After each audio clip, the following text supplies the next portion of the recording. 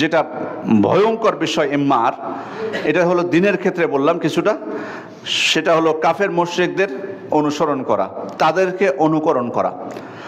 এটাও কিন্তু আমাদের মুসলিম সমাজে ব্যাপকভাবে এটা ছড়িয়ে গেছে। তারা যেটা করতেছে আমরা সেটার হুবহু অনুসরণ করতেছি।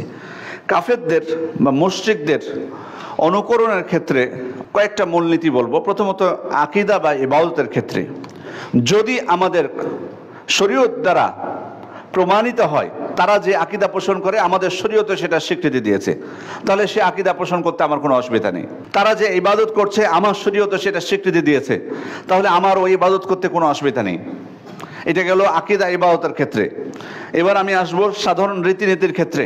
সাধারণ রীতিনীতি, আচার আচরণ, চলাফেরার ক্ষেত্রে যদি আমি দেখি যে এমন রীতি বা এমন বৈশিষ্ট্য যেটা তাদেরই রীতি, তাদেরই বিশেষ বৈশিষ্ট্য, তাদেরই শেয়ার, তাদেরই প্রতীক, এটা যদি হয় তাহলে ওইটা অনুসরণ করা আমাদের জন্য জায়েজ নেই। তাদেরই এটা, তাদের জন্য খাস, তাদের বিশেষ বৈশিষ্ট্য এটা, তাদের থেকে উৎপত্তি, তারা এটা করে থাকে শুধুমাত্র, তাহলে ওইটা অনুসরণ করা আমাদের জন্য জায়েজ নেই স্বাভাবিক রীতিনীতি, আদাত, অভ্যাসের ক্ষেত্রে।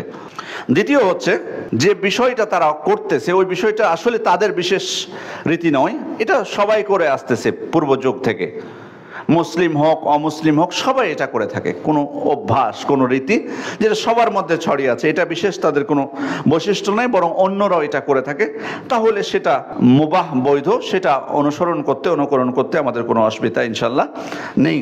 তবে তাদেরকে খুশি করা যাতে উদ্দেশ্য না হয় সেটা আমাদেরকে খেয়াল করতে হবে।